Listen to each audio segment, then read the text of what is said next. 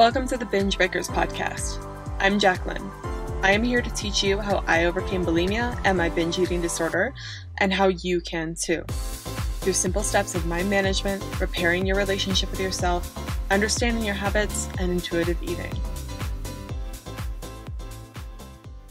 Hey guys, how's it going? Today, we're going to be talking about how to help someone with bulimia, who are struggling with bulimia. And I know that a lot of you guys listening are struggling with bulimia yourselves. You know, it's not that you're looking for other people, you're listening because you yourself want this help. And I am going to suggest this episode is still going to be helpful for you because it may give you perspective on the other side of who's trying to help you with bulimia. If you have someone in your life that is involved or, is maybe catching on to things or you're thinking about telling, it can be helpful, I think, this episode to get a different viewpoint because I'm in a unique standpoint where I've struggled with bulimia and now I help with people with bulimia. So I kind of have played both roles in terms of caring about someone who is struggling with bulimia and also being in it.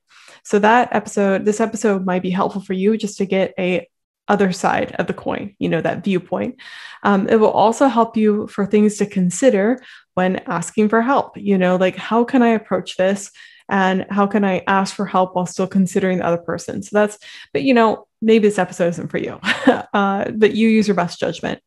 But I know that there's also a lot of you listening because I've gotten messages from you who are listening to this podcast specifically for someone that you love, someone that you care about, whether it is a child of yours or a loved one. I get a lot of partners that reach out to me and they say, my wife, my husband, my boyfriend, my girlfriend, whoever, they are struggling with bulimia and I just want to help them. What do I do? I get that question all the time. What do I do? How do I help them? And they don't even, sometimes also the person, they don't want to recover. And so it's heartbreaking. I get these messages a lot and I've been getting them for a little while and I want to address it and give you guys my best advice for how to help your loved ones, the ones that you care about with bulimia. Or if you know someone that's struggling, you could also pass this episode along to them. But first, I wanted to go over a few things. Generally, I've been trying to read, I get messages also just thanking me for the podcast, and I like reading them on here. But today I kind of wanted to read responses that I had gotten from people because on my Instagram this week, in honor of this episode that I'm going to do today, I've been posting a content each day with several tips and steps I suggest to everyone trying to help someone with bulimia. But I asked on Monday, I asked people to write in if there's something that you would want anyone to know. Like if you think back to who has been in your life, who has helped you with your bulimia recovery or people that were involved, what would you want someone to know who you're letting in or someone that knows about your bulimia? What would you want them to understand or what is something that they misunderstood or whatever? So I want to read a few of those entries that people wrote into me and maybe it'll be a nice way to kick off the episode. And so I asked specifically if you could tell your loved ones anything about your struggle with bulimia, something they needed to understand, something that would help you, something they are misunderstanding, what would you want them to know? And I had people write in. One person wrote in, no one feels more guilty, afraid, and ashamed about their behavior than the person with the eating disorder. And I can definitely relate to that. Another person said, you can't force someone into treatment or recovery. Sad, but true, and it will just end up in a fight. Another person wrote, they're not just a fuck up. It's meaning just because you have bulimia doesn't mean you're crazy or that you're a fuck up or you're messed up. It just means that you're struggling with an action, with a habit that is bulimia. This person said, I've had bulimia for 20 years. Only a small handful of people know. It's broken relationship. It's broken relationships. Yeah, this is a big one. A lot of people don't understand that you can have bulimia for a long time and never know. People don't understand that there are people that go their whole lives with bulimia or an eating disorder. And a lot of times I've had people tell me, I had no idea, or people will say, I had no idea she was struggling for that long. Such shock. But when people come to me and they're like, I've been struggling for 15 years, that seems like the average time, but people have been struggling for longer, 30 years, 40 years. it stays with you and it can break relationships. It's like when you have bulimia, for those of you that don't know, it's like you're in a secret relationship with food and your eating disorder. Your eating disorder becomes your extra relationship, the thing you devote time to, the thing that you spend time with, the activity you go to in secret that you don't want to spend any other time with. So true. This person said, when I talk about my progress, don't dismiss it, just listen and acknowledge. It's a good one. I wrote this one in because I thought it was important. I wrote, it's not about how I look. And I've gotten so many times because maybe I'm privileged to be in like a normal size body by standards, but I can't tell you how many people, when I've told them I've struggled with bulimia, have said, I don't understand why you had an eating disorder. You looked fine. And this, I feel like I could get on my soapbox here because this is a whole nother topic, but it's not about looks. Part of it maybe initiated it from how I thought I looked, but you don't have to look a certain way to have an eating disorder. And it's actually hurtful. I've had a lot of people tell me, you look fine now. Like there's no, you look great. It's okay. As if that's meant to comfort me. And I know that they mean it in a well-intending way, but I just have to kind of brush it off because I'm like, I know they don't understand that it's not about how I look, the behavior, like food. I no longer want to, if I were to go back to bulimia, it wouldn't be because I wanted to change my appearance. I would want to do it because I would want to numb out with food. But anyway, so it's not about how you look, and making comments about someone's body when they're struggling with the eating disorder can reinforce things when you're not meaning to do that. One person said they want them to know that I hope they will not be ashamed of me. And that is so huge. So many people with bulimia are so scared to tell you that they have bulimia. And if you suspect someone has an eating disorder, but they just aren't coming forward or they're being kind of reserved about it, it's because they're scared. They don't want you to know. They are ashamed. Or they think that you're going to have a really adverse reaction. Anyway, so that was my short, reading in the things that people wrote in. Thank you so much for writing those things in. I think that gives us a little theme to go on. So the first step is actually, for those of you that are, the first step for someone that's trying to help someone with bulimia actually has nothing to do with the person. The first two steps really don't have anything to do with the person struggling with bulimia. I know you guys that really want to help someone are have your notes out there. You're okay, what actions do I need to take? But the first thing that I want to suggest to you, someone that is involved with someone with bulimia recovery, is to take the blame off yourself. Now, I understand that eating disorders can be born from so many different things. And sometimes parental figures or people in your life can trigger some of those behaviors to come up. Absolutely. Someone maybe things you said, a passing comment, maybe you had something that you did in the past that affected their eating disorders or promoted it. But listen, eating disorders, bulimia comes from, just like most eating disorders, multiple factors. It's not just so simple as to blame it on one person. It comes from biological, physiological, and environmental factors all rolled up into one. It's usually a combination of things. It's a complex issue. And I teach here, that it comes from different things, but now it has become a habit. And that's how I help people recover, by looking at bulimia as a habit. But I think it is so crucial not to put the blame on one person in particular. And you may have had something to do with their eating disorder, but I highly doubt, especially if you're listening to this podcast, that you did that on purpose. I don't think that you had the intent of trying to trigger someone into an eating disorder. And if you did, and you're here now, then I guess it's time to forgive yourself and see what you can do now. But playing the blame game does not help anyone.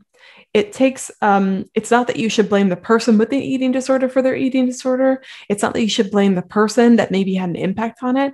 I'm saying you should take blame out of it entirely. Blaming, finding the cause, it can sometimes give people closure. Maybe if there was a cause for it that you were involved in, you should ask them about it and say, was there anything I did? I'd love to know about it. But otherwise, then try to learn from those things and move on. Continually blaming yourself, it harbors a lot of guilt and it makes things uncomfortable, especially in recovery. I found this myself with my own personal family members. I look back at the root cause of my eating disorder. I've always tried to figure that out. And especially when I know lots of eating disorders can be rooted in trauma. And I had, I didn't have a perfect childhood. I definitely had issues in my family. And I can see sometimes where certain things people said, I can see collectively where my eating disorder led to. In my childhood, looks played a huge role in your value in life, and it wasn't even intentional. However, when I can directly look back at certain things family members said, certain things people said, and think, yeah, that totally contributed to my eating disorder. I do not blame them ever, because at the end of the day, it came from a whole host of things, and there's no sense in blaming them. It doesn't help me now. It doesn't help anyone to continue blaming it. It's wasting time, and you could be spending time in the present thinking, okay, what are we going to do? Learn from your past and then move on from it, because it's not helpful spending time there. And then also it makes things awkward. If you're constantly, like with my own family life, some of my family members are like, they feel guilty, or they feel like they could have done something more, and they blame themselves for that. And I just wouldn't want them to move on. Like, I don't really care to play the blame game with them. I'd rather them just like be okay. I think sometimes my family is more uncomfortable with the fact that I have bulimia than I am having bulimia. And so for those of you listening with someone with bulimia in your life, like, it makes me uncomfortable when people aren't comfortable with it, I guess I should say. And it's like, I haven't been able to move on. I am okay with the fact that this happened in my life. Why can't you be okay with it? Let's just move on and not talk about it anymore. Like, I'm better now. Cool. So if you can take the blame off yourself and move on and let go of some of that guilt, that would be the first thing I'd suggest. And if you did do something wrong, ask them about it, propose your questions and see what you can do differently, and then move on. So the second step I proposed was putting your air mask on first. And I got this saying from, if you go on an airplane, if you check the safety documents they put in the front of the seat, they always say, if you have a child, when the oxygen levels drop and the little masks come down when something's wrong, you as an adult are supposed to put your air mask on. And then once you have your air mask on, you're supposed to put it on the child. Do not put it on the child and then put your air mask on first. And they do this because if you were to go unconscious while putting on the mask of the child, they're kind of at a loss without an adult. It's better to take care of yourself first quickly so that you can take care of others around you. If you don't take care of yourself first, you will then be a liability to everyone else. And as an adult, as a functioning human being, you need to be able to do that. It doesn't serve you to put an air mask on a child and then you be unconscious. It better serves you to calmly put on your air mask on first and then help that child out immediately afterwards so that you both can be safe. It's a higher likelihood than the child fiddling around. Also, children usually take longer to put that air mask on. But if you compare yourself to this, like in bulimia recovery, what I commonly see is if someone in your life is suffering with bulimia, a lot of people that come to me are like, what can I do? I want to do everything. And they not only have they take on the burden too heavily. They're like, I have to change my entire life. I have to do everything I possibly can to make them feel better. And also with parents, I see this, especially they're like, they care about their child so much, it's that intense love and they just want anything to take this pain away from them. But I know that it can seem like you want to put out all the stops for this person. And at certain times, grinding, going full 100% energy may be necessary, especially if there are immediate health risks going on with the person. However, you can't go 110% forever. You at some point will have to calm down and take care of yourself. Also, taking care or living with someone with bulimia, right, who's struggling with bulimia, it's an emotional toll on the person struggling. They are in constant torment with themselves when they're struggling with food, with thinking about their weight, with resisting binging and purging, with the shame, all that kind of stuff, and just the physical toll bulimia takes on you. They are already like emotionally burdened. It can be hard to also be helping someone with that. So you have to be taking care of yourself first, so you can be there. You can be your own shoulder to lean on and help them. You're of no use if you're burning yourself into the ground. It's still important, even when someone you love is struggling with bulimia, that you put on your air mask first and you take care of yourself. It's not the time to bend over backwards. Also, if you're not taking care of yourself and you're always putting their needs above yours, resentment will build. And just because this person has bulimia, that doesn't mean that it is an excuse for you to put all your needs by the wayside. And I know people might have resistance to that, especially if you care about this person a lot. But, the biggest thing that helped me in my recovery was not holding my partner to being the one that helped me recover. I had to do it on my own. Now, of course, he was there for me. He helped me as much as he could and was definitely supportive. But I stopped giving that expectation. I stopped expecting him to pull out all the stops, because it's, in the end, bulimia recovery comes from you, not the other person, which we'll get to in a later point. But baseline, if you're not taking care of yourself, you're not going to be able to also emotionally support this other person. And when I was going through bulimia recovery, I for sure needed a lot of emotional support. And I'm so thankful that my partner was much saner than I was at the time. He was able to kind of weigh me down, or not weigh me down. He was able to be mentally strong when I was struggling myself. And I'm forever grateful for that. So helping someone out with bulimia recovery is not a walk in the park. There's going to be struggles. And so taking care of yourself, beating your own needs first is going to be highly, highly important. And it's not a second afterthought. It should be one of your number one priorities. Take care of you and the other person. Okay. My third tip is to inspire and give resources. So a lot of people, again, come to me and they're like, what do I do? Someone's struggling with bulimia. I tell them a lot of times to inspire the person. A lot of times people just want to give the person that they know that's struggling an action item list. And I understand where they're coming from with this. It's like, yeah, why not give them a whole list of good things to do? That makes total sense. But here's the thing. Some people aren't in a place to recover. You may know that someone wants to recover or someone's struggling with bulimia, but they don't know if they really want to recover or not yet. And I know that sounds bonkers to you. That sounds like, why wouldn't someone want to leave bulimia? But it's a thing. I struggled with it myself, and a lot of my clients do too. Sometimes we even miss bulimia because there is a little bit of pleasure to it, even if it's making our lives miserable. And so if they're not ready to recover yet, that could be a problem, and they're not going to really listen to what you have to say. Also, a lot of them know a lot of the steps to recover, but they don't have hope that they can recover. And the thing that bulimia does is it makes you lose hope in yourself and lack of trust in yourself. And so they may know that they want to stop, but they have complete 0% confidence that they can.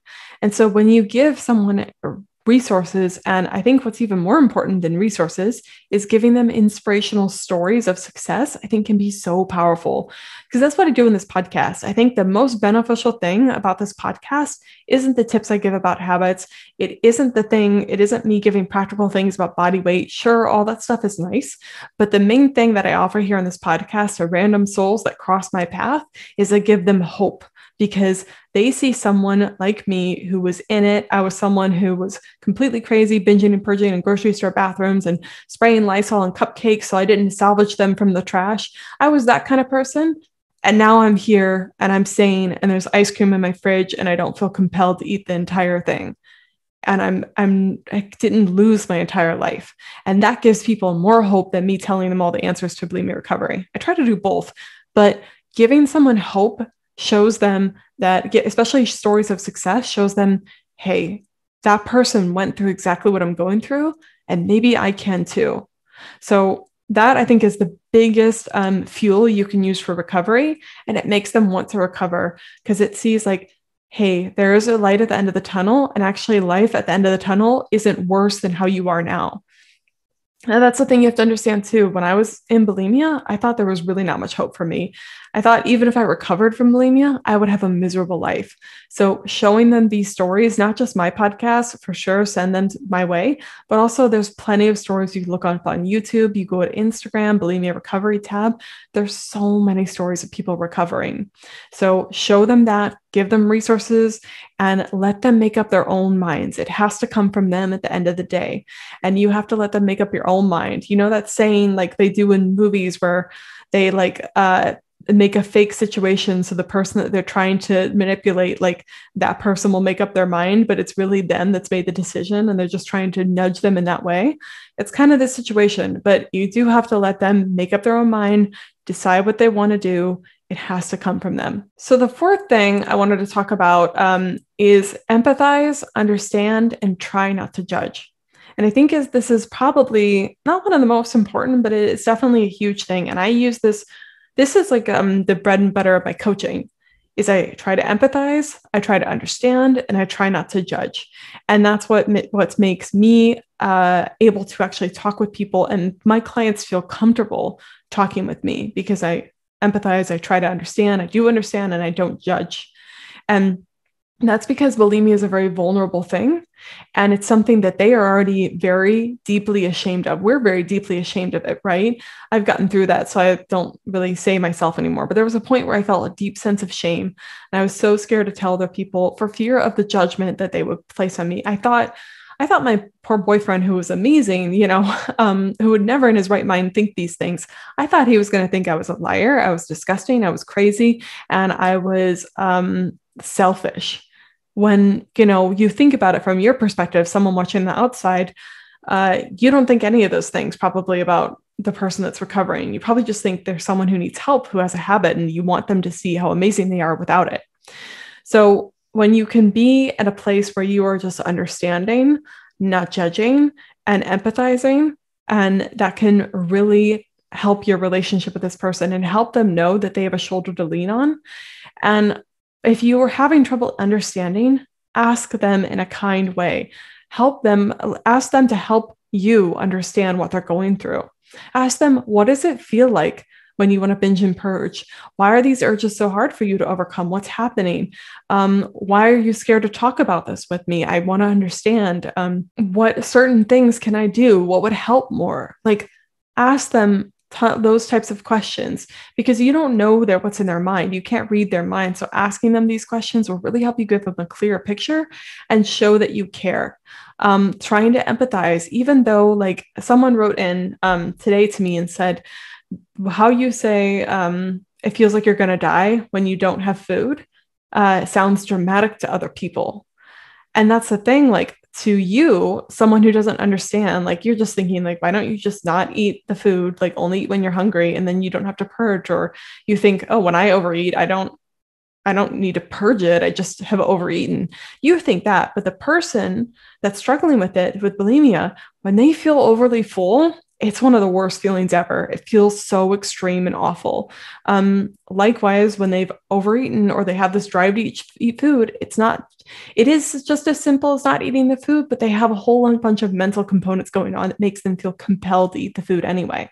So you asking them will give you a deeper understanding of what's going on in their brain. And this will help you feel less frustrated because you'll actually know. A lot of anger comes from misunderstandings. A lot of anger comes from not understanding the person, not knowing what's going on, frustration and fear, right?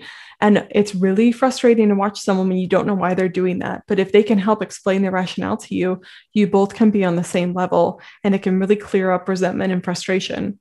Also, try not to judge. You have no idea how many people have come to me and said, I want to tell my partner, but they've made passing comments about other people with the same issues I'm struggling with that were judgmental, and I'm so scared to tell them.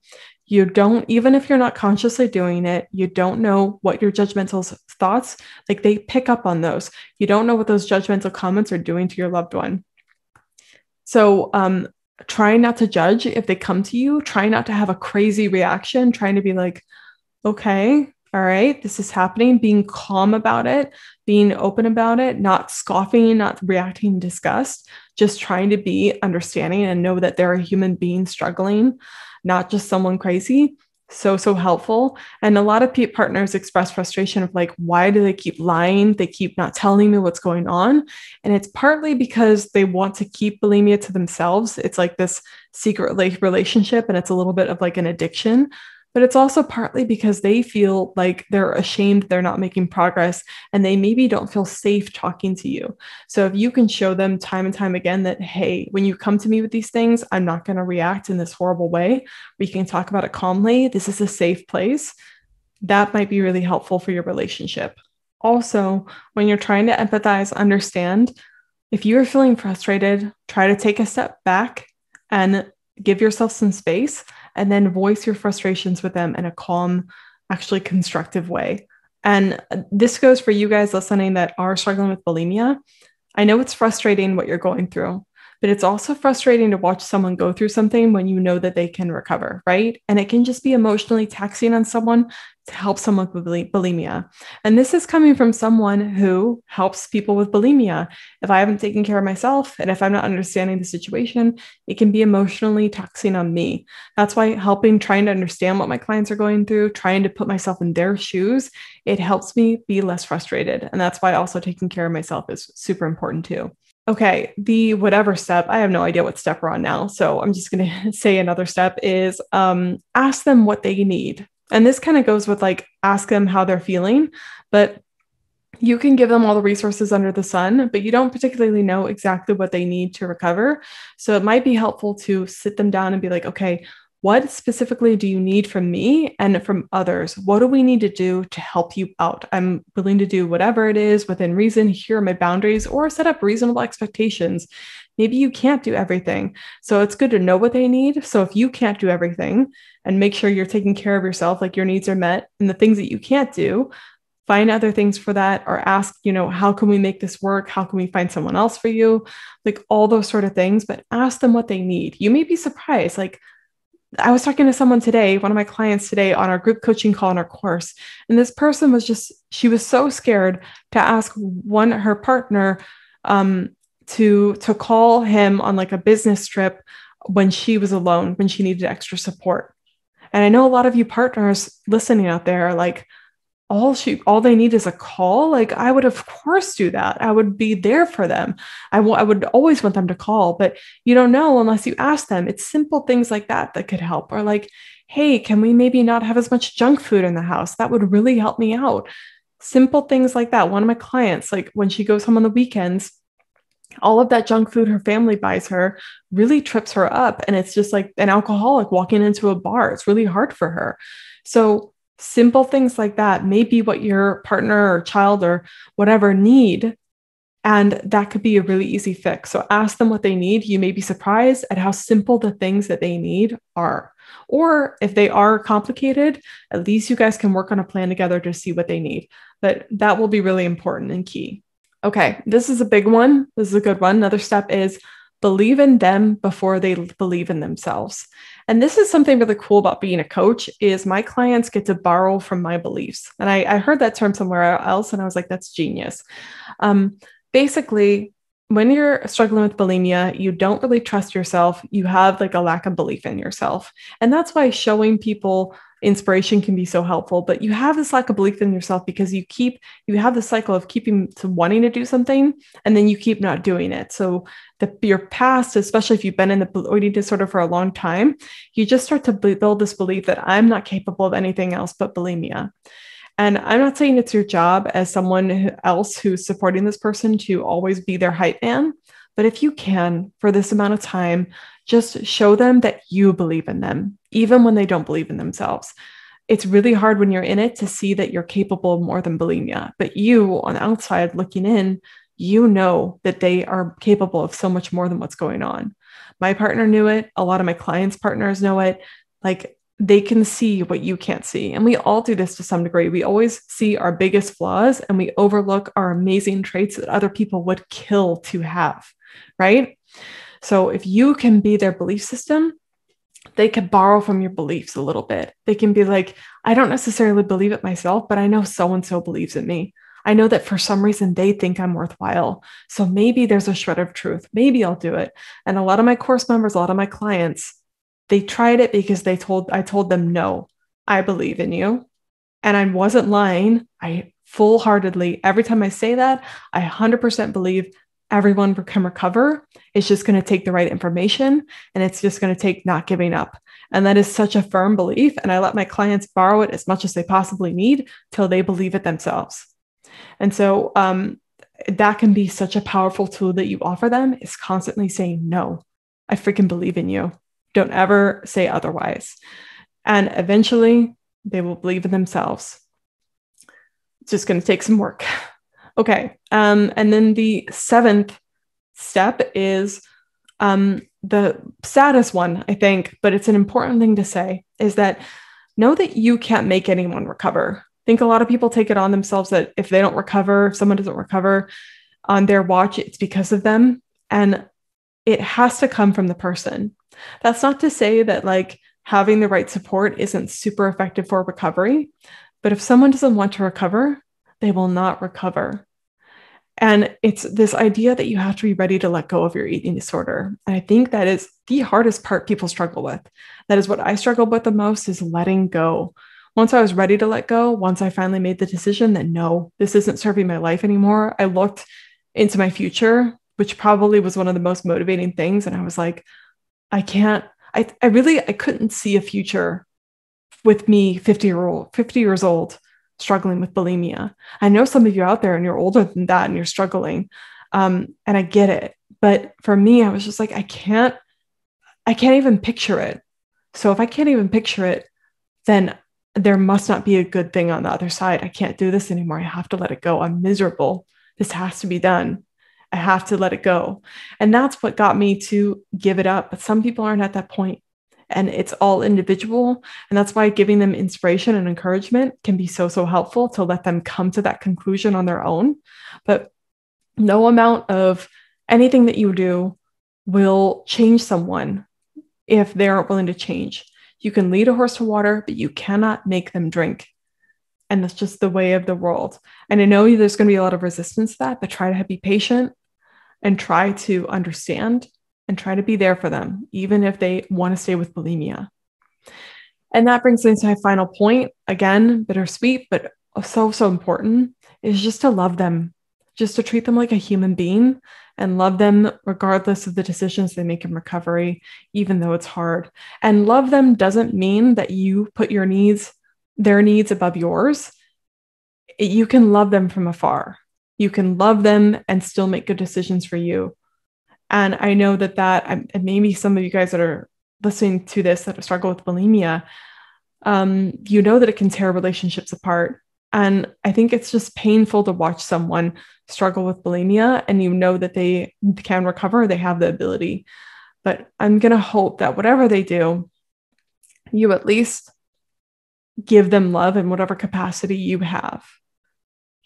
And continue trying to do that, because that is what they need most and foremost. For most of all, they need some love from themselves, and it's helpful to get it from you.